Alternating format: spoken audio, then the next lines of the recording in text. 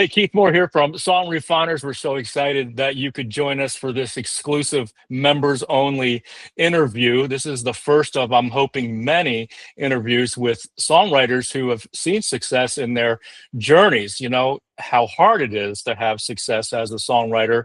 And we've got with us today a guy that I've gotten to know fairly recently. And he came across my website and listened to some songs that I was making, and he liked them, and we struck up a relationship, and I've gotten to know him, and I just am floored by everything that he's done in his life. And his name is Randy Richards. And Randy, how you doing today?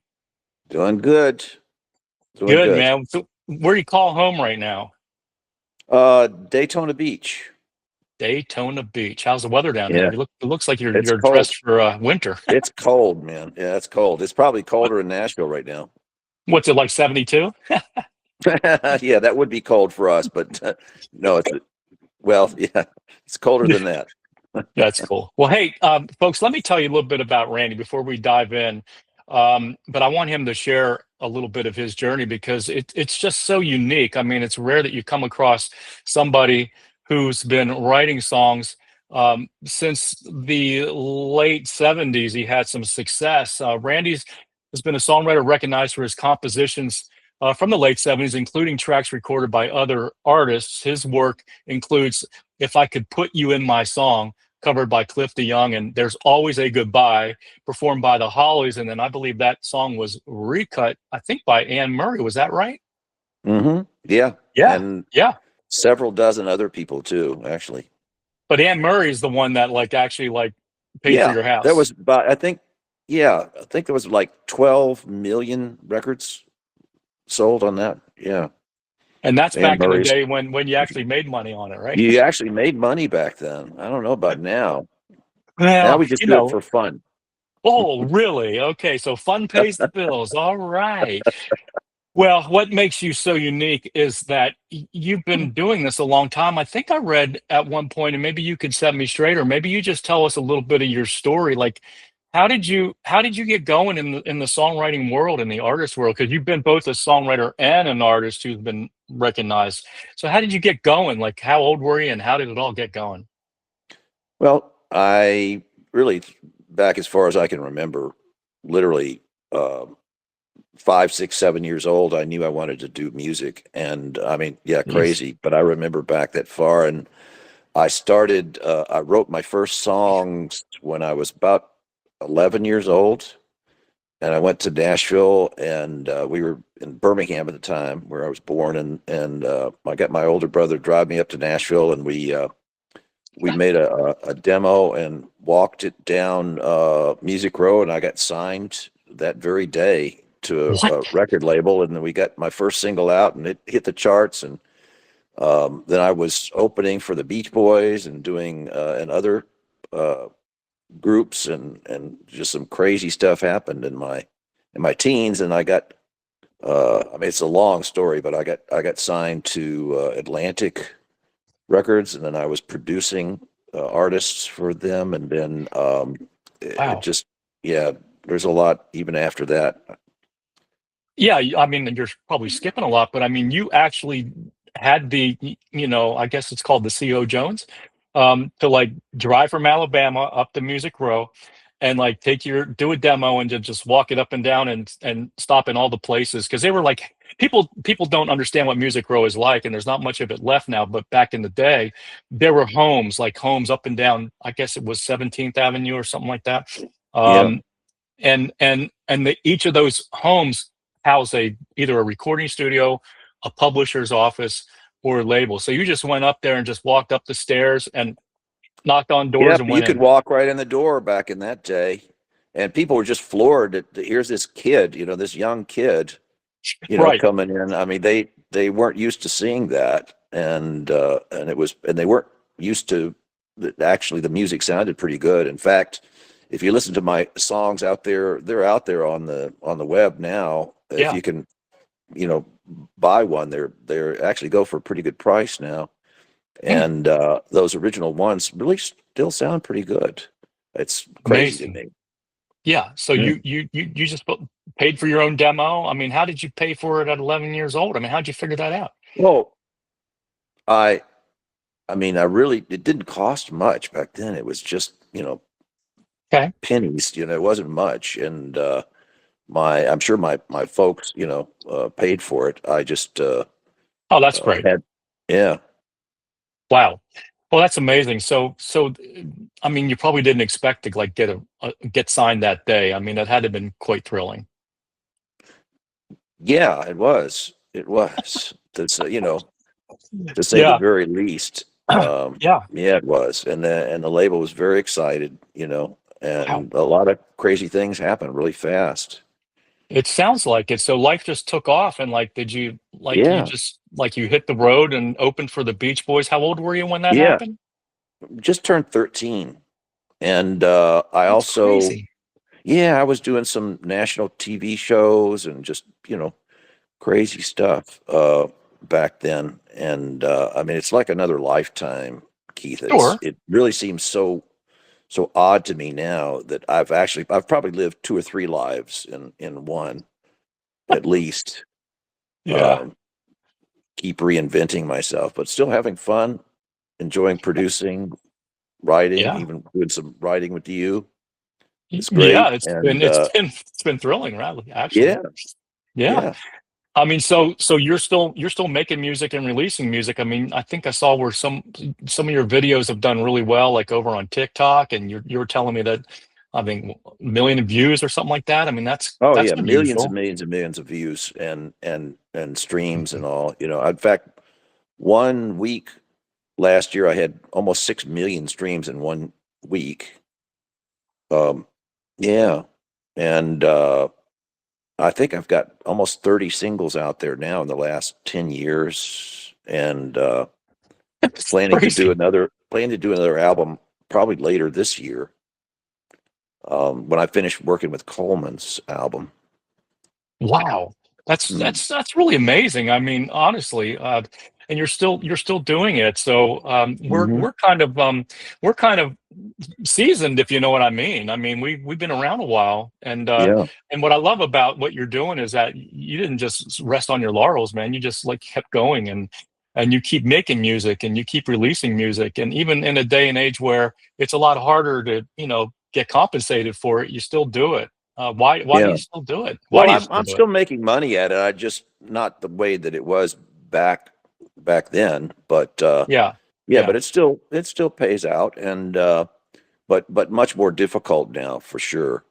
yeah. But again, I think I'm probably making better music all the time than before, which is exciting and inspiring to me to keep going. Yeah, that's great. So, and now you've obviously you said you were doing some artist development. You're working with a gentleman that you found out about that. That's kind of how we got to know one another. You were looking for songs and stumbled across my website, and I had Yeah. songs out there, and that's how we met. That's how it works, right? Hmm. And it's really cool. Why don't you tell us a little bit about that project and what you've got cooking for that? Because that's really exciting. Yeah. Well, Coleman Easterly, and he and his wife and my wife and I have been friends for probably 5 years, and he plays in a local band, and he's been, a computer engineer his whole career, but he always desired to be a country star. And Yeah, we discussed it for a while, and he was like, Randall, uh, these dreams just won't go away. And I was like, well, okay, maybe I'll help you. And basically, if you guys will just trust me, and let me help you, then because it's really difficult, you know, you have to be disciplined. yeah, And he said yeah, he would, and he has been. And so we've recorded now 4 songs. We're in the studio pretty soon doing 3 more. We're gonna have 10 for the album before should be by May or June. And the first single is one that you and I worked together on, the "So Near, So Good," which is a great song, yeah, and yeah. that's already set for release for February 6th. Wow. And we're going to have some good promotion behind that. There's also other exciting things around this project. involving potential television projects and things that I can't really go into all of that right now, Right. Right. Right. but it's there's some good opportunities for Coleman to actually have some success with this. Amazing. Well, it's one thing to write a good song, and it's another thing to then get it produced well. But then it's a whole other thing to like actually get it out into the marketplace where it's highly saturated, as you know. I Yeah. mean, 7 million songs every day get produced and Oh, is that distributed from right? Suno. Seven Oh, million every geez. day. Yeah, it's crazy. And I didn't Spotify know gets that. millions of songs every single day uploaded from AI song creators who are Hmm. they think they got a hit on their hands, and Hmm. so it's a saturated market. But I really think what Yeah, but the you're angle there you're to help doing. them now. That's one of the things I'm really excited about for you is, Yeah, you're jumping in there willing to help people, and they yeah, need that help. They really, really need that help now. So it's great for me to see yeah. you doing that. And I know you're not doing it for the money. You're doing it for the love of Oh, it and the whatever. And if you make money, that's great. But I think you yes, just yeah. really want to help people. I do. I've been always about that. But the thing with using AI tools, and not all of our users are creating music with AI. A lot of them are still doing it the way we used to do it. Sure. Like actually using actually real instruments or a combination of stuff. But the AI stuff has certainly opened up a whole new portal to a lot of people doing music that really don't understand what music's all about. But it gives them the identity that they are writing songs and producing songs. And there's a lot of gray area with that, and people argue about it all the time, on online. And I don't think there's any right or wrong, but it AI creates a lot of good. I mean, AIs can sing the obituary column and make it sound pretty good. You know, that doesn't mean that Well, it's it's interesting good. because I've always said for years that AI is going to change the world, and it is. It's changing everything. And I use AI now on my business side. I'm doing some very sophisticated business plans and things that Yeah, it's helping me work on, and just speeding up the process of things that would take me months to do, I can do in hours or days now. So yeah, I think the same thing is true for the AI for music. Um, if you use it as a tool, I don't think there's anybody who can really disagree with that. That's a good thing. It's yeah, no different to me, Keith. And we were talking about this the other day with some friends that they were asking me about it, and I said, what's the controversy about with AI? Well, here's the thing: we all grow up listening to music. We all listen to music every day. We all get our influences as songwriters and singers from music that we hear. you yes, can't you can't help doing that, right? It's going to influence you. So all AI does is kind of speed that up. It kind of condenses all those things that you would be finding out anyway and bringing it to you in a package that then you can look at it and say, if you're a songwriter like you are and I am, that are talented, we're experienced, yeah, we've got the ability to look at things in a different light than yeah, the average person. And we use it as if we use it as a tool, then we can create some really, really great things, which you've done for sure. yeah, And then, but I see people that, think, well, I can just do that, and they'll just throw anything together and the AI is going to do it for me. Well, it won't. And that, it's not going to make you a hit song, if you don't know how to make a hit song, if you don't know how to write a right. hit song, it's not going to do that. But if you have some experience, or if you lean on somebody like you, Keith, to help these songwriters who want to get somewhere, you can help them Yeah. turn that into a usable tool that's going to help them with making really, really good music. And I think that's the beauty of AI.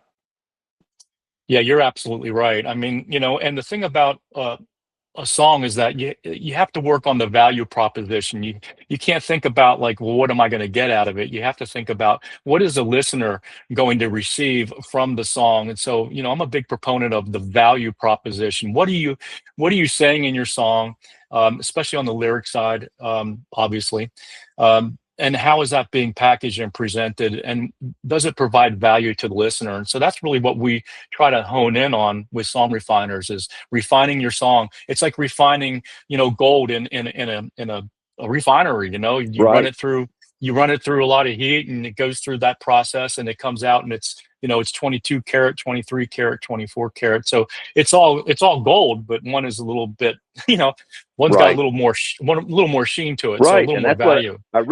and that's what I really love about what you're doing, helping people, Yeah. because there may be some Yeah. great songwriters out there Party hard, that party men. need that with a little bit of help that can be brought out in them, and maybe they don't have it yet, but you can help pull that out of them. And I think Yeah. there's so much value in that. Talk about a value proposition. That's a great value proposition. It is. And, guys like you who are doing artist development and still in your own songs, obviously you can write your own songs great. You've proven it. But, there might still be a time where you're like, hey, I'm looking for a great song. And so there's opportunities for people to create these songs and create demos and present them. And, if a demo gets picked up, just like you picked up some of my songs, you went Hmm. to a studio in Nashville and you used the A-team players to cut the song and do it Right. with the real players, and Coleman sang to it, and man, they sound great. It's Hmm. still the song that the demo. It Right. sounds a lot like the demo, but Hmm. it's much better. Well, And here's the so thing. Here's the yeah, thing about that. Is that you know the when you uh, when you write a song as a songwriter, that it used to be that it would take you months or sometimes years before you'd be able to get in the studio and have that song produced to where you heard it yeah, that day you wrote it. But what AI can do is, as a tool, it can help you to accelerate that so that, yeah, you, in a matter of hours, maybe you might be able to bring that song you wrote to life and be able to then um, identify the things in it that you want to change or help or whatever, and go from there. But I do think that there's way too much controversy about AI. It's here to stay, and people yeah, just need to get with that program seriously. In every aspect of our lives, it's going to be that way. So yeah. let's use it for good and for the best way possible. And I think you're really helping to do that right now.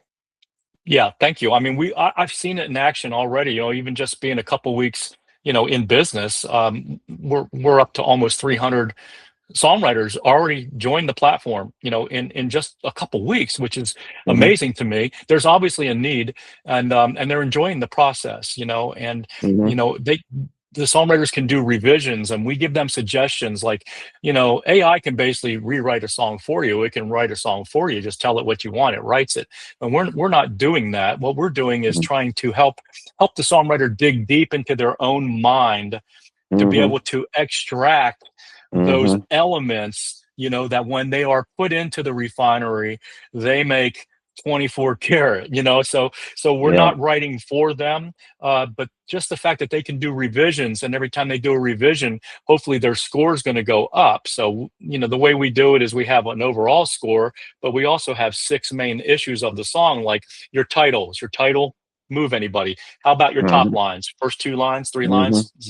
Hmm. Your overall lyric, your overall production, and then even like how it would compete in the music industry and whatever genre. And so those are all scores that add up. And but you can go in and you can do revisions and then submit that revision, and it kind of ties it together with the other one and does a comparison side by side. That's real valuable. Most people Yeah, know who Neil Diamond is. One of the great songwriters of ever, in ever. history, and most successful too. And way back when, we had a mutual friend. His drummer was a friend of mine, and introduced me to him. And he heard some of my songs, and he really liked my songs. And I was really young then. And he said, but here's the thing, Randy, good songs are written, but great songs are rewritten. And I really took that to heart, and I still believe that is so true. That's what you're saying, is that you can't just take that first iteration and say, that's it. You have to stick with it, dig into it, dig into yourself, dig into your mind, dig into all those things that you're saying about the song until you are absolutely certain that that is the best that it can be. And then Yeah. you might have something. Yeah. Well, we had one of our users. He started on a song and he was scoring in the upper 80s, and he kept going back to the drawing board and submitting revisions. And I saw his score going like 91, 92, 94. He kept writing, rewriting. It was mainly in his lyrics, and he got that song all the way up to 99. It was like the highest rated song that I've seen so far. And he's got a publisher that's interested in taking it, and so he I was can able to imagine that's get it. true. That's so cool. And see, that's a Hmm. great thing. That's got to make you feel good, Keith, that Real you're able good. to help that way. Yeah. Yeah. That's a benefit that you're giving to the world with your talent and your experience, Yeah. Thank you. that you didn't have to do, but you are doing it, which is great. Well, it's interesting to me. I look at everything as a big old experiment, just like a song is really an experiment. You're writing it and you're wondering what's going to happen. It's that creative entrepreneur spirit that drives us. And what drives us really is curiosity. Like, what's going to happen to it? That's what Mhm. drives us to create, right? And Yeah. so when you see tangible results and like, okay, there's really good affirmation coming back at you, like your song, like Anne Murray cutting your song in 78 and it going Mhm. number 1, that had to have been a lot of affirmation for you, going, wow, this is amazing. Yeah. Yeah. But it's still the same process though, as I had back then as it is now, or if you're using AI, like you're saying. It's Yeah. the same process up here to make a song. It doesn't come out of the AI. It really comes from here. You're using that AI as a tool. And the thing I could say is, and I think this is what you're saying too, is don't give up. Don't quit until you hit that 99 or 100, Right. with your Right. song that a publisher might be interested, Right. because you might be just a few iterations off from getting there. And you might say, well, this is okay. That's good. I'll stay with this. And going back to what Neil Diamond told me, that's, okay is not good enough. You know, it's, Oh, it's got to be great. And you got to know that it's great. And everything in your being tells you this is the final product. yeah. And not only does what you think matters, what also matters is what the listener thinks, and so, you may fall in love with your song, but it's okay. I mean, Hmm. I love every song I've ever done. Yes, I'm sure you have too. What really matters is what do people think who don't know you, and Hmm. that's where the rubber hits the road. When they hear that Yeah. song, are they stopping and going, wow, man, that song moved Yeah. me. It moved me. Well, Yeah. then you're on to something, because really that's what a great song does. It moves somebody from one point to another. It takes them out of maybe their bad day and makes their day better, or maybe helps them to get over loneliness from a broken relationship and it gives them some Hmm. hope. Who knows what it is, but what it does is it takes somebody from one point to the other. Yes. Yeah. It is. It gets you out of yourself from, and we all do that. I mean, gosh, I love listening to music, uh, Yeah. just for that purpose, because it takes me somewhere, and anything that I Yeah. can relate to. And Coleman and I tell him all the time, that when he's singing these songs, he's that's also important because he's telling the story. And if people Yes. don't believe the story, they're not going to listen to the song, right? So Exactly. you have to put yourself into it and believe it. And that's the same thing as if you're writing a song, put yourself into it. Like you said, what is the listener getting out of this? And I guess that's your value proposition, right? That's your value proposition. What's in it for them? And it's important to get them to start getting it really quick. I had a writer who let me know today, like, they gave us a 5 rating on their review. They weren't really happy, and they said, hey, your reviewer didn't understand this, that, and that, and this about my song. And I said, well, my first question to you would be, how many hit songs have you written? And Good question. none, Yeah. none. And I go, okay, well, look, if the reviewer who has scoured every hit song forever and knows the patterns of every hit song is saying you've got these issues, you probably have the issue. And the last thing you want to do is make the listener try to connect your dots. You Right. got to connect the dots for them, which means Yeah, you you've do. got some sort of issue going on in your story arc that's Hmm. not that's not connecting and not leading them like a shepherd Hmm. leads a sheep. So, Hmm. Hmm. and Well, if they're willing to listen yeah, to you and your wisdom, Keith, and use the tools you're offering to them, they can only be better off for it. They're not going to be worse. yeah, So take what they have and then make it better by there you go. letting you help them. There you go. Well, thank you. Well, man, I think it's been great. I don't want to make these too long because I know people have, Okay. things to do like you do. And I Okay. appreciate your time. Where can people learn about you? What's your website? Oh, randallleerichards.com. And of course I have all Okay. the social media and everything. Yeah. And I've been busy working on Coleman's album the last few months, but later when I'm finished with him later in the year, I'm going to do some more music. And Good. then ColemanEasterly.com is his new website that Oh, just cool. came up, and he's Oh, got sweet. his socials out now, and everybody will be seeing more about him soon too. And I'm looking forward to working with you and seeing you again in Nashville soon, brother. Yes, sir. Well, I appreciate you so much. Thanks for taking a chance on this old guy. Oh yeah, man. All Awesome. right. Well, You're I'll an let you awesome go. guy. Well, so are you. I really appreciate you and admire what you've done and who you are as a person and also your creativity. So thank you for your time and you enjoy the rest of your day down there. Stay warm, man. Okay, I'll try. Don't Take don't care. let the falling iguanas hit you. No, we have to run between that. All right, All buddy. right, Take brother. care. All right, take care. Bye. Bye.